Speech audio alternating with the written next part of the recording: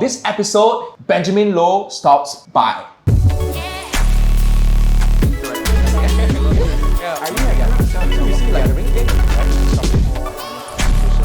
Hello everyone, this is Jiale and you're watching the Advisor of Advisors show. Hey everyone, this is Jiale and you're watching episode 6 of the Advisor of Advisors show. And today we have with us Brother Benjamin Loh. Hey Jiale, hello. Hello. I've always known Benjamin Loh as or rather I've always regarded you as a big brother. If you don't know, yes. If you don't know, yeah, I connected with Ben in 2018. You know, It's been some time already. yeah. This morning I went to IG and I scrolled all the way up to our first chat. Okay. Yeah, just to see or just to recollect how we first met. Yep. And I remember the what I read was that I got inspired by your posting. Okay. And I feel that we have the same vibes. Yep. And I would love to connect with you, like over a coffee or something. And that was pre-COVID. Right. That was 2018 April. Okay. And then you replied, and then I think we transited over to WhatsApp, and then we chatted off from there. Everything else was history by then already. And everything else was history. Yep. We met the first time at CityLink Coffee and Toast. Correct. Anyway, our first coffee. It was a short chat because I think you had to rush off for a flight or something. Correct. I had to fly to, I believe, was Indonesia for a speaking engagement. Was that MDRT day? No, it was different. Okay. Yeah. Understand. And ever since we have been like connected on social media and like in person, and Ben has always been watching over me. Like I must say that he has been giving me advices from afar, right? Like whenever I have some engagements online that needs improvements, or he finds that I'm doing something well, he'll give me encouragement. And so and I don't have a big brother, I'm the eldest in the family, so I always regarded him as my big brother. So I've never told him this. Thank you just so to much. let you know. I think it means very special to me. Yeah, just to let you know. Yeah. Maybe Ben, let me introduce you, Sure. okay, to the community. And I mean, for the 5 of them who are watching this who don't already know you, the rest should already know you because you are very prominent in the social media space. I do hope and so. amongst financial advisors. Yep. Yeah, so, but let me help you do Go ahead. a very simple introduction. Okay, Benjamin is the youngest certified speaking professional, CSP they call in Asia. All right, this is like an accolade accorded to the top 12% professional speakers worldwide. Worldwide, right? It's like a global one. It's global, yes. It's something similar to our MDRTs, in the financial industry. All right, and he is an author to his book In Spirit: How Asian CEOs inspire action from the stage. He has spoken at 8 different countries across Asia. Yep. All right, at events like Epiphany, all right, and MTRD days. And he is a dedicated internal consultant for the top producers and top leaders in one of the major life insurance companies in Singapore. All right, and he is also a very new dad, all right, to his son Davy, who today is exactly 6 months old. So I'm very paiseh to take up your time today. Perfectly fine. Choice all mine. Yeah, and he has a very special relationship with Davy. He calls him bro. Yep. Why would you call him bro? So you want the real reason or the fake reason? Both. Okay, I'll tell you the fake reason. I think the fake reason is just that so got a bit of backstory. I think when we had Davy, I actually wanted a girl. My wife didn't want a girl. No, she was open. I actually wanted a girl. So the first instant was that I was really I'm in Chinese a bit of 慢热. Right, so 慢热 means you go into the role, you took a bit of time. Yeah. And for me, I grew into the role of a dad much slower. And at first, I wasn't like, to really, really be honest, not the most excited when I had a boy. But then later when he started to grow up, I realized, hey, actually, my conception and my original plan versus the reality, although it's very big, but I actually realized that having a boy was another set of fun. Yeah. Also, partly because I don't know, me and my dad wasn't that most close. Okay. So, a bit of projection to see when I become a dad, will I be distant from my son or very close to my son? But actually what I realized is as I saw him grow up, there's a certain level of closeness. So that it's real and fake reason, right? The fake reason is that it is just like a way for me to sound closer. But the real reason I would say is just like for me to realize that I really want to be like a bro to him. I don't want to be like a father to him. Okay. So every time I call him bro, like I see this brohood or brotherhood, right, as something that we can grow through the whole ages. Understand. Right? So like for example, Okay, 0 to 10 years old, I hope to be a bro to him to like play him. Yep. Like from his teenage years, 11 to 19, I hope to be a bro to him whereby maybe he will feel trusting as well as, feel I'm someone that can relate to him to talk about BGR, to talk about things, right? So I always want to remind myself that, while functionally I'm his father, I want to be relationally like a bro. Yeah, so that's the real reason. And then the fake reason is like just a fun one. And I see. It's very casually speaking, hey bro. Correct. Yeah, it's I want to share that we share the same sentiment actually. We wanted a girl, both myself and Joanne. All right, and it was so bad until when we finally realized that we got a boy. She broke down. Oh dear. Yeah. She was like, oh no, why are we getting a boy? We want a girl, because we always thought like to have a tete in the family. It's like same thing, right? I always think like girls, the number one will be girls are better because girls are more because they're more emotional. Yes. More like the big sister figure can take care of people, right? Exactly. Yeah. I really cannot imagine like a boy in a family, and I thought like girls are more fun than boys. Yeah, or more cute per se. Right.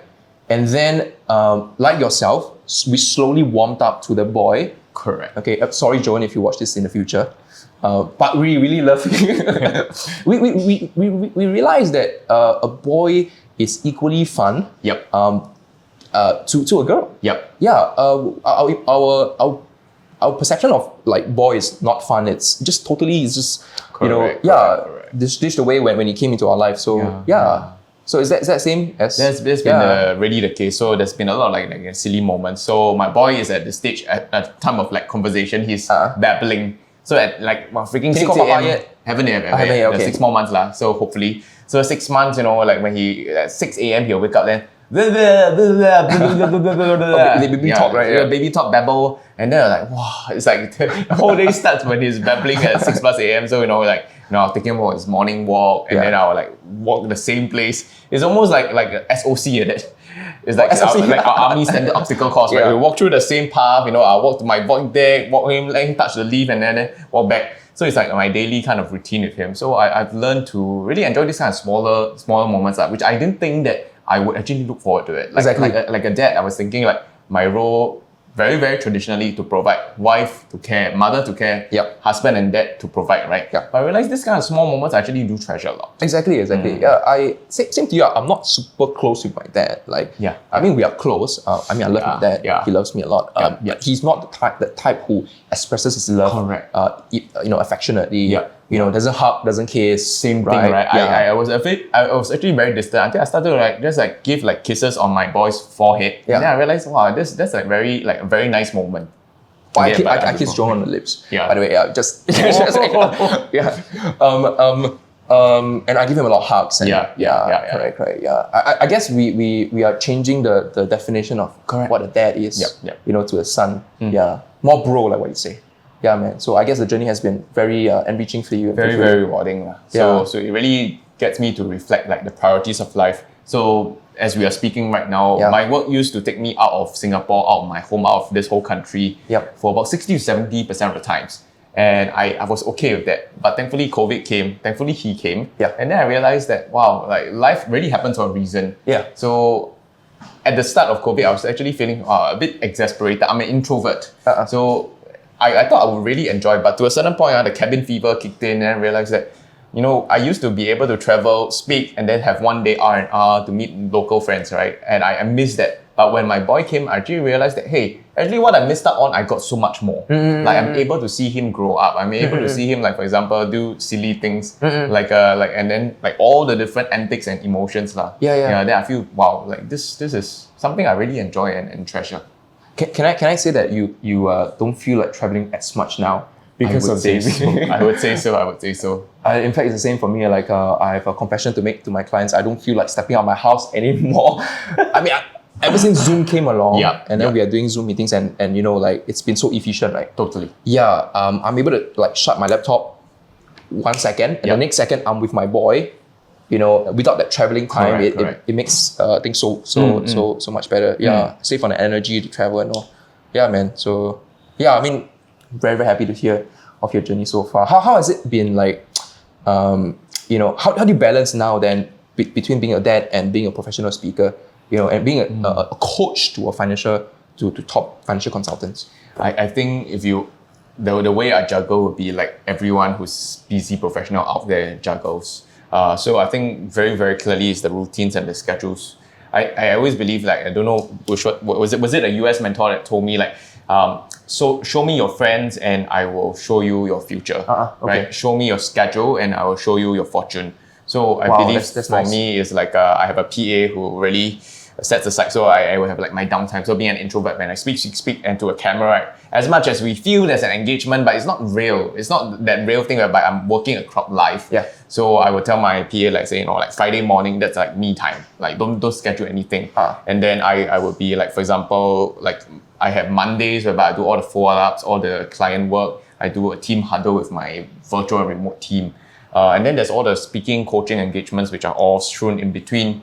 So I think things just got to work when they have to work. So I never really like sort of like I'm so stuck with systems, or I mean the systems and schedules are good enough, but I'm never like so hardcore productivity. I know there are friends in the speaking circuit, the coaching circuit, they swear by a lot of like productivity things. So like they use like the probiotics, they use supplements and stuff like that. Biohacking. Yeah. I think tight extreme now. I'm pretty much like in the middle ground. Understand. Okay, and how do you? I mean, I'm just very curious because I've known you for a while.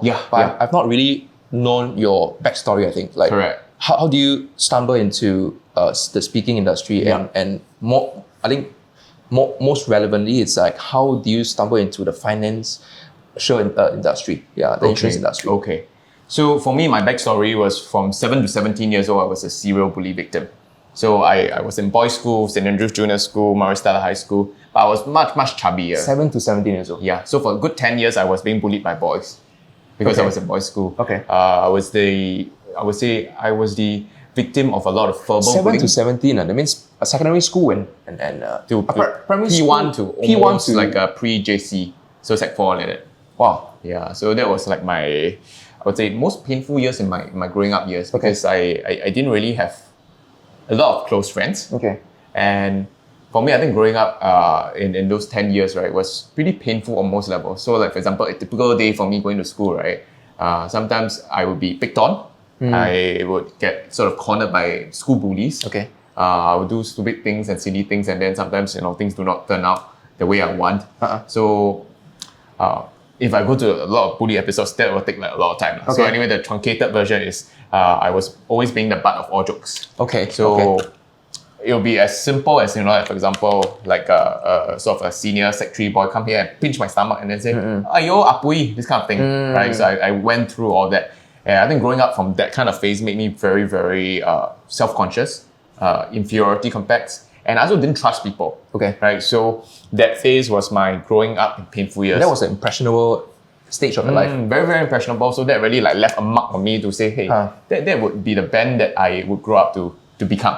Okay. But the thing is, I think life has its way to guide you to places. Yeah. So when life was like giving me all the pressure outside, right, I went inside. So I went to be very much investing into studies. I was very good at academics.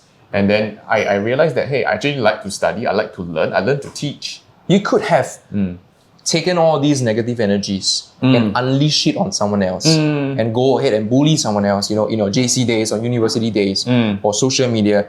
But you didn't, you went inside. Like, what was that story? Like, why didn't you go and bully someone else? Why you went to reflect or like work on yourself? Yeah. I think interestingly, if you study psychology, most bullies are also having a bit of like internal pain themselves. Of course. So like, for example, I've read some like research reports whereby some bullies, right, they are because growing up in very, very painful, challenging childhoods and then families, so that their parents are always like inflicting a lot of violence to them and on them. So they feel violence is the way to relate to the world. Right? But for me, I think it never struck sort of an idea to me like, whatever the bullies do to me, I do to them. Not because I'm a kind or I'm like this like nice guy, but I never had the courage to also do something to that to someone else. Okay. So for me, living in that 10 years, like very, very much a victim. I never saw that I could control my circumstances. Okay. So my real answer is I really didn't see myself as being able to do that. Understand? Okay. Correct. Just didn't see yourself, okay, as okay. And then you said you went to work on yourself inside. Correct. So my turning point was when I was about 18, 19 years old. Okay. And I met two mentors that would otherwise change my life. Yeah. One of them pointed the perspective of the kind of man I want to grow up to in my 30s and 40s. And the other person sort of pointed me to the path that I wanted to pursue, which is speaking, being a teacher on stage. And I always relate to, like, I'm not so much, yes, I functionally am a speaker, but I see myself more as a teacher. To be able to just share a piece of knowledge, and then those who hear me, those who find me relevant, will be able to change and change and transform their lives as well. Okay. Those who don't, then it's perfectly fine, because there's a teacher for every student, and there's every student for every teacher as well. Of course. Then for you to impact more lives, of course, you have to be a public speaker because you're speaking to more people at once. So you're teaching more people at once. Is that how you eventually went I like to think so, but in Chinese, 有点误打误撞. Okay. So I just went to do certain different things. So my course of study was I studied accounting at SMU. Okay. So I realized that I was quite thorough. My friends at left hand, right hand side, they all could balance their balance sheet, the cash flow statement, all can tie one. As an accountant, you need to train to make sure the numbers tie. Yep. Right? I would always have missing $1, $2, and I was like, what, am I like a retard or something? How did I even make it to this school? Right? So I realized that, hey, maybe my talent is not in numbers. And then I invested myself to, for example, while I was in class, I was looking at Facebook, LinkedIn, building my profile. Yep. And then I started to do a lot of, I would say, pro bono work. I was starting to train and speak. And then the turning point came when I had my first speaking gig. And that time I was studying in Korea, coming back to Singapore. And then my quote unquote, my first client said, hey, Ben, how much would you charge for a full day of training?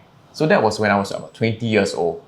And then I was I stunned for a moment because I saw the email. Then I asked my then girlfriend, say, how much should I charge? Then she also looked at me, blah, blah. Yeah, you want to make a guess how much I charged for my first full day training for a youth?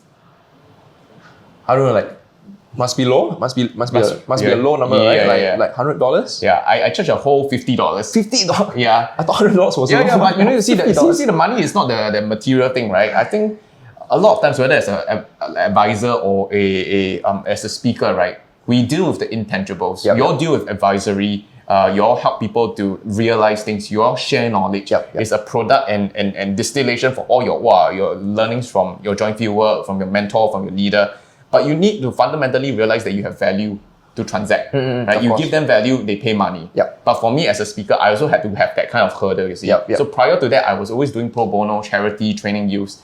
That was the first turning point, which I was very thankful for, because that was when they say, how much do you charge? So I think the premise is that, they see that I can have value, and hence they're willing to put money. So they assume that you already are charging. Yeah, correct. Right. And yeah. then okay. And so then, anyway, I can't recall what the exact numbers, but it just went to 50 lah. And then I wrote a blog on it. The first trading I was actually in the red, because in terms of actually making losses, because I need to account for taxi lah, all the project expenses. But that was my first way into whole paid speaking career. You see, the question you asked me, Jiale. And then that whole journey from 20 all the way until now 33, for a good 12, 13 years, that's been what I've been doing. So it seems like it's what I would sum up in one word, which is serendipity. Serendipity. Serendipity. Yep. I usually get tongue-tied saying that word, serendipity. So 误打误撞, someone asked you how much you charge, and then you went into okay. Then how did you stumble upon the insurance industry? Yeah, great question. So I was speaking. I think my first trajectory into the life insurance industry was actually with one of the major life insurance companies. Okay. And at that time, I was a millennial. I was doing not too bad in terms of my general how kind old of were profession. You? I was 26, 27. 26, 27. Okay. Yeah, and I recall one of my earliest kind of engagements was that I was being engaged to do recruitment talk. Okay. And I was sharing about how I earn 100K a year before I hit 30 years old. So and my journey was relevant to, I believe, to most people who are joining this industry. Wait, you're doing a recruitment talk and your topic was how you earn 100,000 before 30 years old. Yeah. So I was a professional speaker. Yes. So I wasn't training the leaders to recruit. I was being a guest speaker as a way of using my story to inspire more people. So you Right. see, like for example, most recruitment talks, most business opportunity presentations, right? Yeah. You either have 自己人, your inside agents, or you have a guest speaker. So I was the guest speaker to hopefully inspire to say, oh, wow, like if the guy who's like an introvert, who's study accounting one, Okay. who is like meant to do like office work, but chose to do sales. So my first job out of accounting school was actually in sales, and really believed that sales changed my life lah. Right. So those were some of the lessons I shared. So I was being engaged by the life insurance company to use my story as a way to inspire more people to open up their world and mind. Right. Okay. And then one thing led to another. So From one that. thing led to the other. They liked me and they they got me to do a lot more internal training for the leaders. Yep. And then I think 3 years ago from when we are speaking, I was invited to Osaka.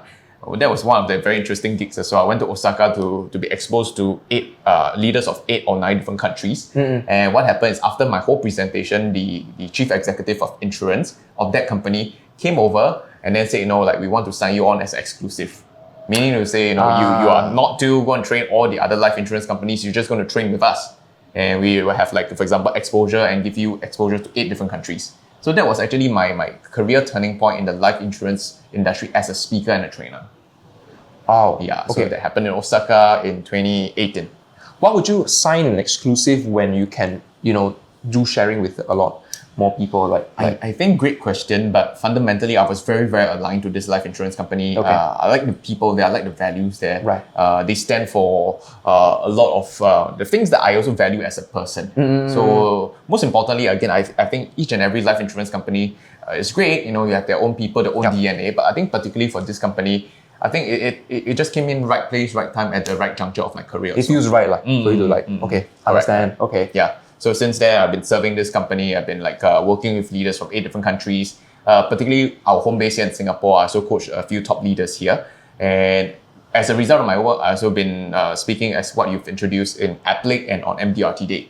I see. Correct. And so that was 26, 27, you say? Correct. 26, 27 plus 3, 30, 29, 30, 31, that range. So you've been, a coach or trainer for the insurance industry since 26, 27. Correct. Now, That's so it's been about 6-7 years. 6-7 years. Correct. Okay, understand. So wow. And when did you stumble upon social media or started to use social media? Was that like when you were social media only arised?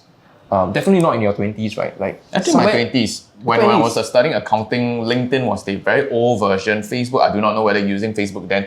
Facebook wasn't like that now very funky, like a video, Facebook Live kind of thing. It was very, very basic version. So I was back then using. And to answer your question squarely, I also didn't really want to. I wasn't like into social media per se.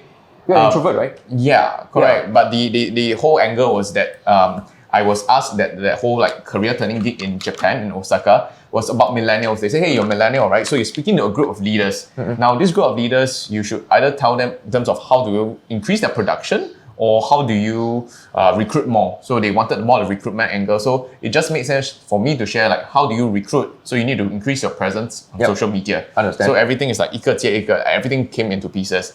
And for me, I was never really like a pro social media because I'm not like, for example, you need to be like put your whole life there. For me, it was a very, very clear functional reason. As a poor university graduate, right, I'm not like how should I say this? I do have a lot of money to put on like newspapers back then, put on ads, and realize organic is the way to grow. Right? If I put my work out there, I put my thoughts out there, I start to create content, someone will take notice. So it was as naive as an idea as that in 21, 22. When I first went into this industry. Okay. So I was basically sharing, hey, what works for me in terms of lending myself to speak here in Japan was through social media. My first gig was actually a very, very, very silly video that I'd done in terms of speaking video. And then one of the heads in this life insurance company saw it and then said, hey, we like what you saw and then, let's interview you, and I got the work. Wow. So I It was was through basically, social media? Yes, correct. Okay, and I thought, bro, you are an introvert. And people watching this, there are many introverts as well. Okay, in fact, I myself, I'm an introvert. All right. So, many of the thought processes of introvert will be like, oh, I am private. And I don't like to put myself, in a spotlight where everyone can see me and I feel exposed. But how come you didn't feel that way? How come you're still okay to put yourself on social media? I think there are a few things, and it's a great question. For me, first, I think being an introvert, right, I always never saw that as a handicap. Okay. I always saw my introversion as a way to relate better to people. So for example, in the speaking industry, Wow, right, okay. generally speaking, Maybe people are you saying think... extrovert don't relate as well to people? Oh, you catch me on that quite fast. I think introverts actually relate better to people. They have their strengths. We have our strengths. Okay. It's just that introverts do not realize that there is a lot of strengths and value to be had as an introvert. But extroverts naturally, showtime, right? They can color, right? So for me as a professional speaker, I realized that like every time I don't accept myself, right, for every day I don't accept myself, is every day I'm stopping myself from being able to connect with my audience. So a bit of like backstory, as a speaker, right, I used to always emulate and even mimic certain speakers who are very, very out there, extroverted, high energy, dressed colorfully. Then I realized that, every time I try to be someone else, there's just like this dissonance, there's not disconnect, right? Then I realized that maybe I should just be comfortable in my own skin. And that was when I started to realize, as a speaker, being an introvert, is just being comfortable in my own skin. I do not need to be hyper energetic. I do not need to be super rah-rah. Obviously, in terms of working a crowd, energy is there, but I do not need to be like way over the top, like a flamboyant peacock. I just need to be, obviously engaging and entertaining, so on and so forth. In my own introverted style. Not like Tony Robbins kind. Correct. Okay. And I would have appeal. And then really that was the appeal. Like I had people coming to me and say, like, hey, we like that you're a lot more down to earth. We like that you're a lot more relatable. You're more like someone that we can speak to. Understand. And then realize that, hey, that makes sense. Then moving to the social media part, right, I realized there's also an introverted way to run your socials. Okay. So for example, I'm not the kind of all out, all in kind of social media whereby I have a BTS of every single thing I do, like behind the scenes. Like you do, like for example, you roast a chicken, everything full on. Sometimes I still do that, but I'm not like so hyper. Like I don't see myself as an entertainer per se. Okay. Yeah, I see myself as this is how I do, this is what I do. But there are some lessons that I can share with you, right? And if you see value, you see connection, let's connect together. Okay. And I think again, I always believe you do not need to connect with everyone. You just need to connect with certain someones that are material to you, that are important to you. And then if you can help them, they see value in your work. That's where the whole connection starts. Okay. So first of all, you started off like not seeing introvertedness as an handicap. As a handicap. It's never a limitation. Okay. In fact, you see it as a strength. All right. Or to connect better with people. Okay. To be able to connect better with people, to be able to relate better with people. And then you just document your journey on social media. All right. But you're not like full on per se, like sharing everything. So there is a certain like boundary to what you share. You could say so. You could say so. Understand. And do you think like now in this era, social media is something that is very important for financial advisors to build a personal brand, or you think that it's not? You see, I think that's $1 million question, right? And I always look at, for example, this company that I work with. I look at the top 10 producers. And I also study the top 10 producers of the company that I'm tied to and I'm training with. Understand. Actually realize when I look at the top 10, right, majority of the top 10 are not active on social media. So that was one of my biggest realizations, right? It is not a must. I mean, social media is just a channel, right? And I want to be very honest and authentic and direct because, this is what I train, but it sounds counterintuitive, which I really believe that it's not a must that you have to be on social media, provided you already have existing channels and webs and nets of network that's helping you to grow and flourish as an advisor. So disclaimer, this is not an excuse for you not to go onto social media. Right? There's a disclaimer saying that you must have substance in the first place. Correct. Okay. You must have substance and okay, so there's a few layers to unpack. So one, I see the top 10, I study them, and I realize that out of the top 10, maybe at most 2 to 3 consistently sharing, consistently posting, consistently documenting. But the majority is like, I don't even see them. Their accounts are just like the last post 6 months ago. And then I was wondering, how do they end up as TOT, top producers, blah, blah, blah. Look at the AFYC, the FYP. Wow, quite fierce. Wait, you're referring to top leaders or top producers? Top producers. Top producers. How about leaders? Leaders-wise, in fact, interestingly, when I see top leaders, right, they're also not the most social. Interestingly, is I see the 50 to 75 percentiles, the uprisers. Some of them are extremely social active. Okay. The uprisers are socially active. Correct. That's what I noticed. Right. But of course, my data is around this company that I work with. Okay. It may not be Understand. representative of the industry. But from our mini chat just now, Yeah. before we started filming, is that some of these leaders are starting to go onto social media. Correct. Now so you see, no. They previously don't have social media. Yeah. Okay, or personal brand online. Yeah. But they Yeah. are moving that direction. Yeah. And why are they doing so? Okay, so I realized one of the premise or the conclusions, which is also what I shared, in my corporate gig with a group of highly performing young professionals in Saudi Arabia. I always believe, right, the great, we go online, the whole goal is to brand ourselves, right? Yeah. Call this quote unquote very simply personal branding. Yes. And what I shared to this group of Saudi Arabian young professionals is, I believe the secret, or at least the premise of great personal branding is great personal being. Right? The premise of great personal branding is great personal being first.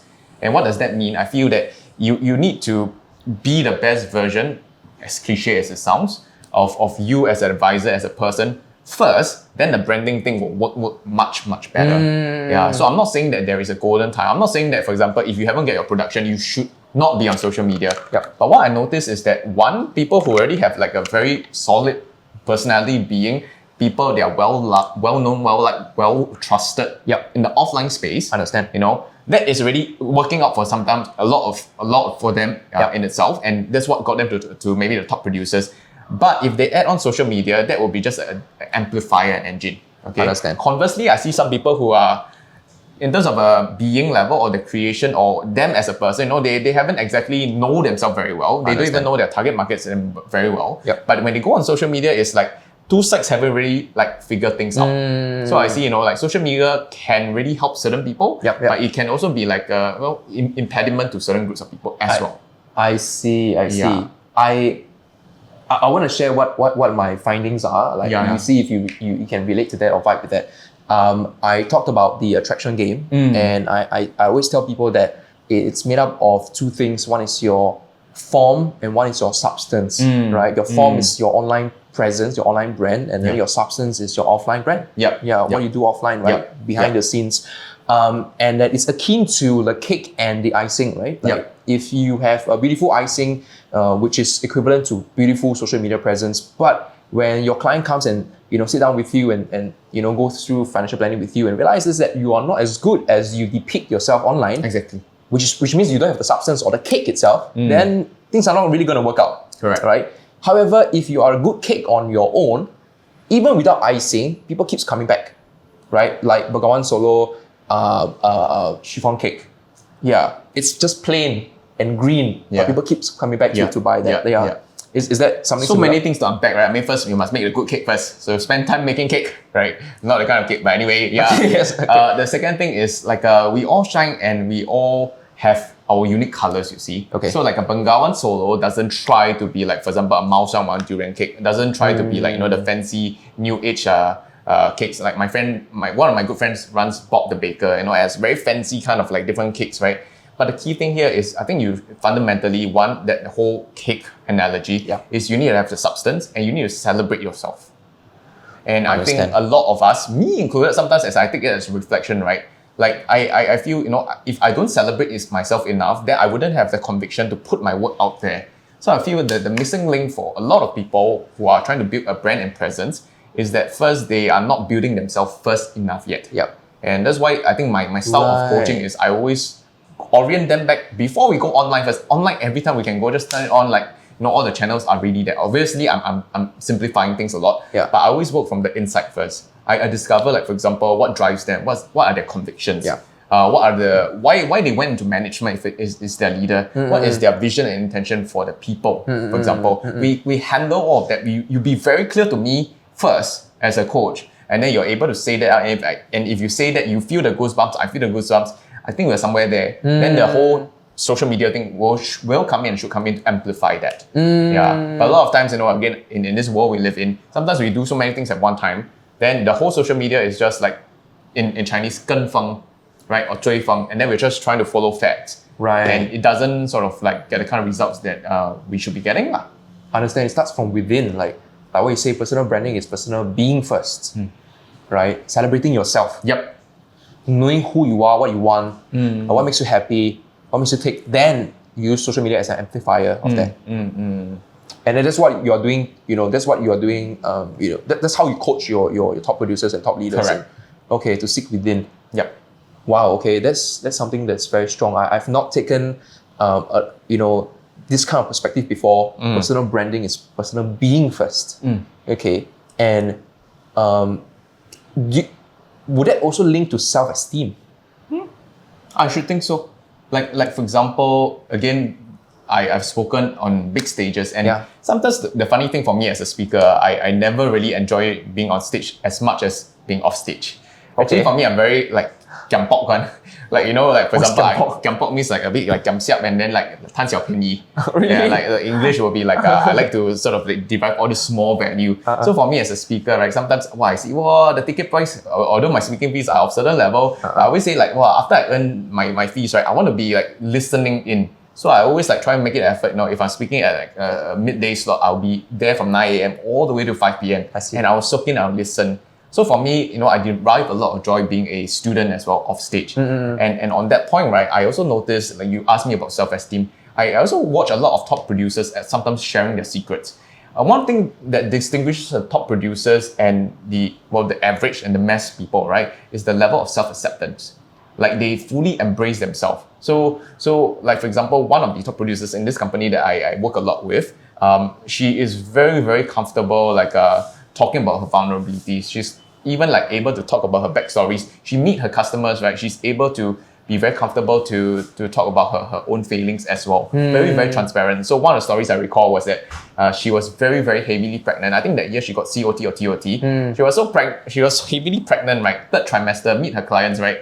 She was like vomiting and then still serving the client, right? Until the client said, "Ayo, like I see you keep on vomiting, like quick, I quickly sign for you."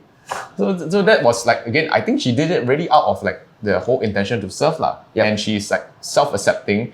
Makeup wasn't on point, and she didn't care. She just wanted to be there, being real, being herself. Being herself. Yeah. So I think that level of like self-esteem, self-acceptance, that whole embracing the self, being in terms of being personal being, it has to be on point first. Then the whole branding thing will just be a good amplifier.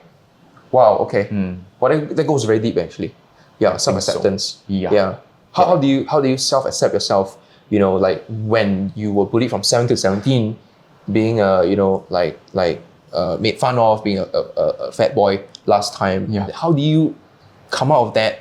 Because it must be a dark season of your life. Yeah. And how do you self-accept? And how do you still have good self-esteem for yourself to even do this? I like to think if I do not know if I'm meandering too deep into another philosophical part, but I always believe we, in Chinese they say 人生如戏，戏如人生. Okay, yeah. To think of it this way, we are all in a larger story and tapestry called life. But for us, right, we are also living a story. We are also creating a story. Yeah. And I always believe that we live the stories that we tell ourselves. Okay. You live out the story you tell yourself. What do you mean by you live out the story you tell yourself? For me, I think there's a Chinese saying that says 人生如戏，戏如人生. And for the longest time in my life, I always believe that why people are successful, they tell themselves a story that they're deserving of success. Okay. And why people who do not become successful is, I think in one large part, right, the stories that they tell themselves doesn't shout success, doesn't speak success, and they don't see themselves being successful in these stories that they tell themselves or the kind of life that they live out. So to give you an example, when I was like growing up and I was like a teenage years being a bully victim, I always saw myself as a loser. And I'm the kind of person whereby I'm in the background, nobody sees me, I'm invisible. And the turning point was actually at 17 years old, I had my first crush, and I do not know whether you know this, but I was following HK Hong Kong Stars, and she looked like one of my Hong Kong idols called Yang Tianhua, Miriam Yang. And first 3 months, and then I went over to sort of like reach out to her, but she just like rejected me flat.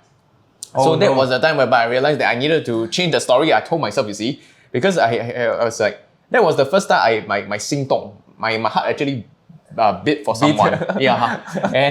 And the thing is really like that, right? So I decided to lose weight, and in 6 months I lost 25 kg. Wait, can we go a bit juicy into please do. the details? No problem. Happy to share, happy if to you share. don't mind. Yeah. So how did the whole thing happen? Like okay, your heart suddenly beat for someone. Yeah. Okay, and what was the next step?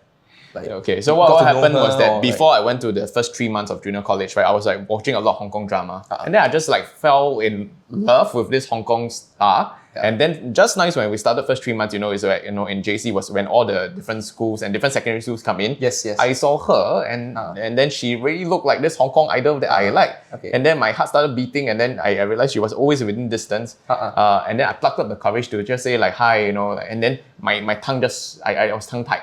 I didn't know what to say. Okay. And then it was like super awkward.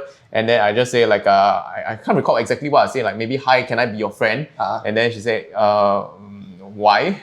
And then, why? Yeah, if I recall why, and then it didn't turn out well. And that was the only conversation I had, the only interaction. And call me a loser. I was so defeated back then. Like I couldn't even like open up a conversation with the opposite gender.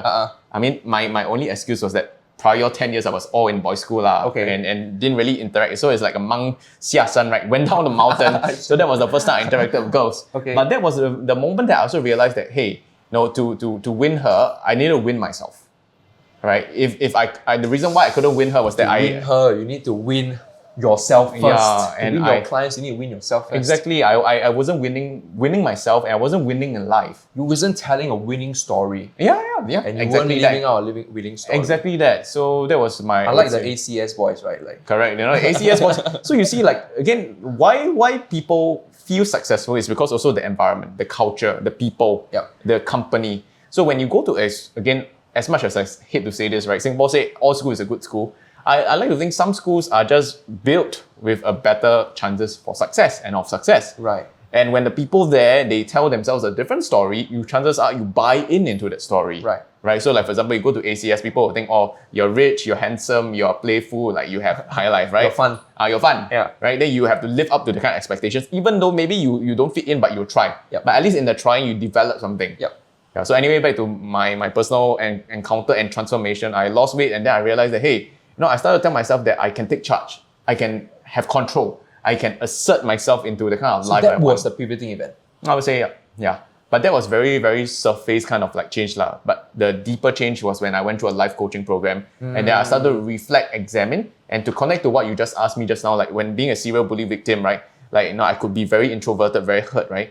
I realized that, hey, when I go up on stage, I could really share all those scars and all those pains I had as a bully victim and to inspire people. So I really believe also in this very cliche saying that everything in life happens for a reason. Yep, of course. And obviously, what is the reason you want to buy into? I believe that all those scars, being a victim, gives me the strength. And there was this production from victim to victor. Yes. Right? Like how do I win in life? Is I had all those issues and all those painful moments that allow me to treat these scars as a battle scar. Right. Yeah, so that was really my turning point to really live out as well as to express what I just shared with you, which is we live out the stories that we tell ourselves. So the key thing here, as I work with a lot of advisors, I always ask them, so what's the story you tell yourself as an agency leader? Right? What is that story you tell yourself? What's the story you tell to people about their future? What's the story you tell to them about this agency that they're going to be with? This story is not really the backstory, it's really the what's your ongoing forward story. You could say it's like forward or ongoing story. Yep. But it's that story that like each and every one of us have an active role, and not just a spectator. Right. So I think the best leaders I always believe are very good storytellers as well. They tell the story of who they are so that people will buy into it, they buy into your vision. They are also very great storytellers in terms of telling the agency story, right? Like why did we come together? Obviously, the sum collective of a lot of separate individuals is stronger than just being alone, of course. Right? So they have to tell the story of them as an agency. How when we come together, where are we going after? What are we trying to conquer? Is it like maybe some of the agencies in this industry, like 100 IDA, we want to be like a full MDRT, right? But it is a story in itself, right? When you design the story, then people will start to see the role. So I believe a great leader always is able to tell a story that your agents could see themselves inside the story and thriving and winning in the story. And playing playing a role in the story. Correct. Yeah, I see. Wow. How you are, wait, sorry, you you live out the story that you tell yourself. Okay, so previously you were living out a story that you were a loser, and then come a pivoting point, you live out a story that you are a victor. Yep. Okay, and hence the things that orchestrated in your life changes because of the story that you tell yourself. I recently I had an epiphany that self-esteem is a story that you tell yourself over and over again. Right? Like if you tell yourself that, hey, I'm not deserving of MDRTs, or I'm a person who cannot attract, I'm a person who is, won't look good on social media, then you will be that person because it's a story that you tell yourself. It's like self-hypnotizing, right? Yeah. Like self-hypnotizing, self-belief, or it's a make-believe, or some people say it's a self-fulfilling prophecy, right? So again, why do people, and that one top producer which I co-spoken with, right? She always tells a backstory.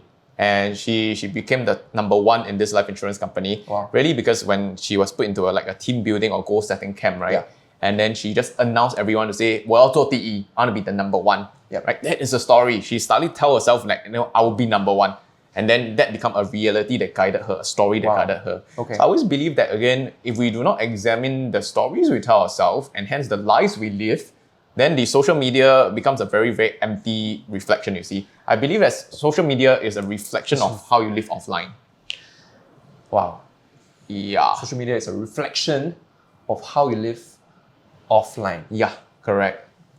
Right, and if you are empty offline, then of course your social media is going to reflect likewise. I like to think so. That's my personal take.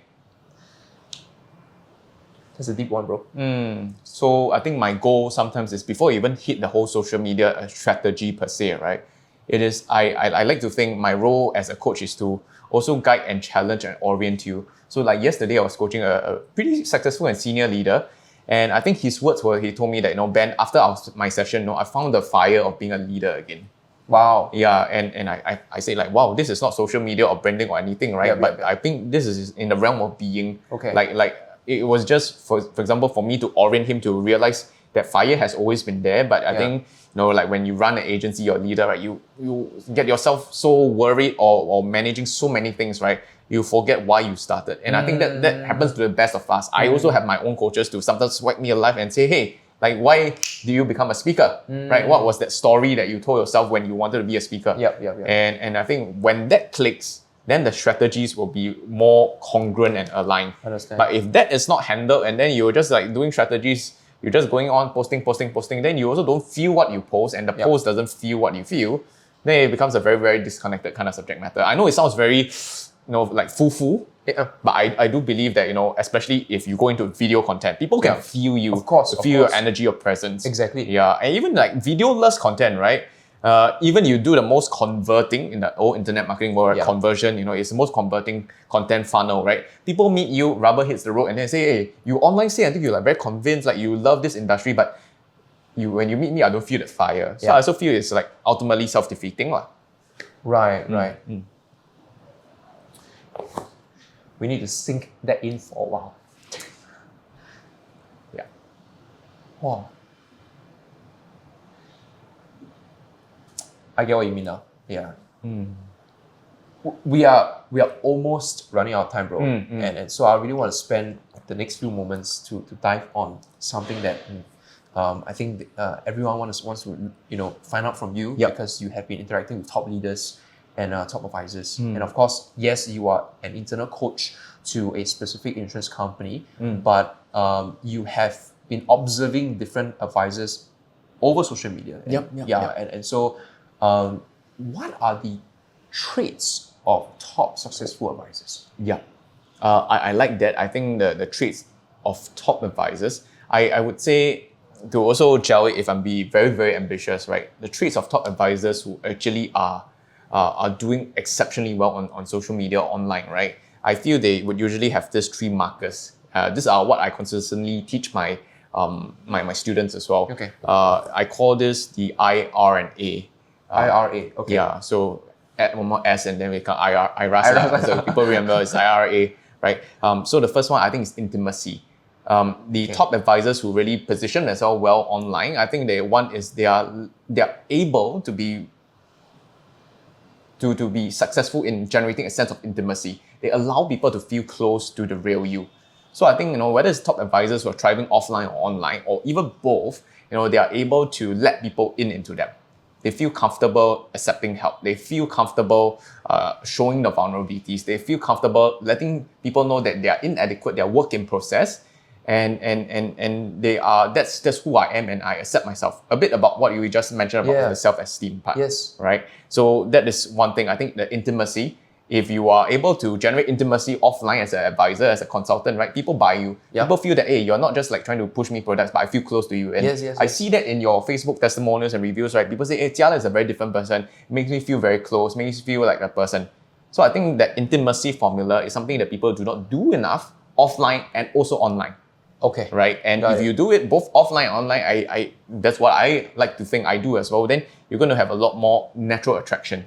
People naturally feel closer to you, right? Because there is no barriers in between.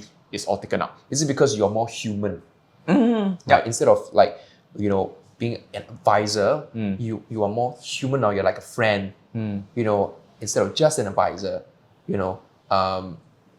That the intimacy that you create. I would say more human and more you. More you. Yeah. Okay. So like, for example, I could come here and say, like I done this, I done all the achievements, but had I not talked about my backstory, I don't feel that I'm being me in this interview. So I feel that at least in this interview, this conversation, it's comfortable talking about me, because I went through all those bully days. I accepted that. I no longer reject that, but I accept that as part of my DNA. Understand. So I think, you being close with yourself, being close with people, letting people into you and your whole internal thoughts, internal world, which is the first part.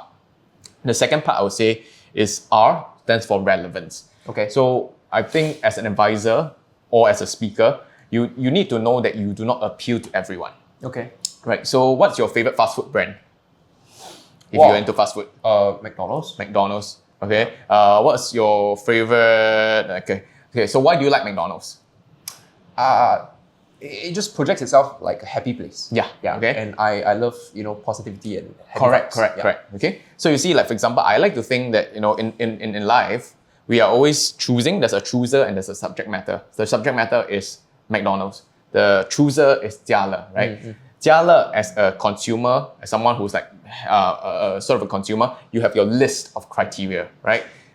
McDonald's, what he can do is he can never really control or persuade or change you as a consumer. Well, to some level, yes, but as a base person, right, you are positive, right? McDonald's cannot make you, like, for example, a different kind of person. You are positive, you look out for positivity. So I think best way a McDonald's can be is try to be unadulteratedly, completely a McDonald's. So it doesn't try to be like, for example, a KFC. Right? KFC maybe it's about indulgence, like like finger licking, good crispy, right? It doesn't try to be like a Pizza Hut, like pull all the cheese. I do not know what kind of emotions is that. So I think putting it back to how we run our business, right? Relevance, I feel, is, do you know who you are totally, authentically as a person, and you project that out so that people who are also likewise valuing this can be attracted to you. I see. Yeah, so for me, relevance is really being very clear about what are the core values that are guiding you and projecting and amplifying out so that people who are like you and like that of you will come to you. Conversely, people who don't like that of you will be repelled of you, and you'll be fine. Okay. It's perfectly, and it's okay. It's better. So to put in my example, I am not the most loud or not the loudest or the most influential speaker or coach, right?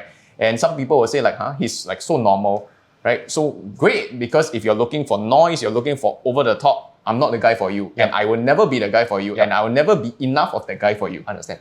And if you want all of that, then please unfollow me and I'm perfectly fine.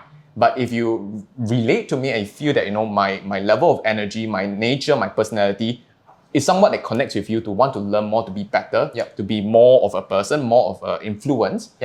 And you can see me in you, you can see you in me, then please do work with me. So I think that relevance part is what I see, again, top advisors being very, very comfortable in their own skin and also comfortable saying no to people who don't like them. Because again, I saw this internet meme like, we do you agree that we always sometimes feel that, like it's very important or it's very painful when people do not like us, right? Then the meme that I saw is like, why are we so concerned about people who do not like us when we also do not like everyone? right? Like we as a person, we do not like everyone. Exactly. Then how come when it's receiving end, we are so concerned when people, some groups of people do not like us? Yeah, so I think that was a very aha moment. No? Like since we do not like everyone, why are we so obsessed with everyone like us? Yes. Yeah, we should just really totally serve those who like us, can connect with us, Yes. resonate with us. Those who don't like, okay, sayonara. And it's totally okay. Right. Yeah. Anyway, you can't serve everyone. Correct. Right? Correct. Okay. Yeah. And if I can summarize that, recently I saw an IG post that says your vibe attracts your tribe. So you are who you attract. Correct. And that's it. Correct. Yep. That's it. Yeah. Yep. So that's number one is intimacy. Number two is relevance. And what's number three? the third one is authority. So I think authority is a necessary marker for you to do business. Okay. Whether in the speaking business, whether in advisory business, right? We need to realize that whatever we offer is not just what we offer, right? You have to be seeing it in a lens of authority. And what is authority is, do people feel safe with you? Right? Do people feel safe with you? And I think I always make it as a fun note to say, like, you need to create a sense of insurance, right? We sell insurance, which is this, right? Touch wood, something happened, you are covered. So I think as a provider or service provider or as a service professional, right? Authority for me is really, how do you create a sense of insurance for the people to know that you in my hands, your life will be taken care of.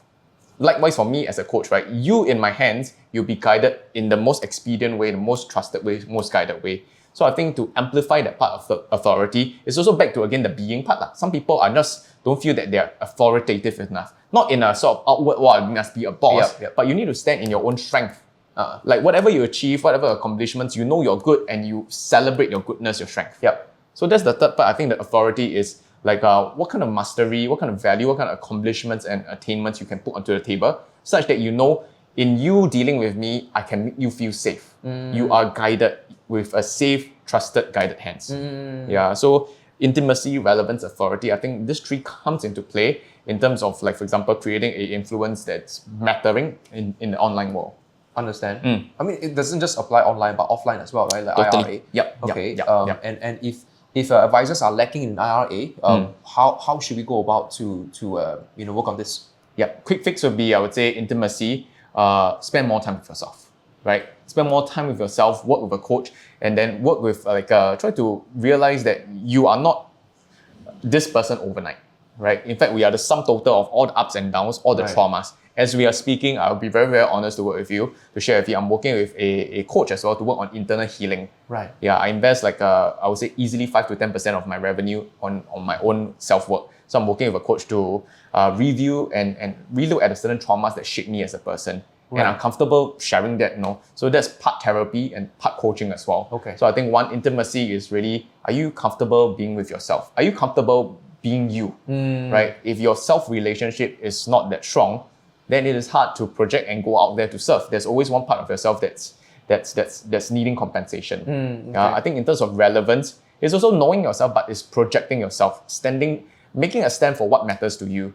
So you should ask yourself, again, as a guide, all your clients who are buying you, ask them, why did you choose to buy me versus all the other advisors out there? There must be, again, your certain kind of X factor, your unique things, your propositions that you're already doing it right.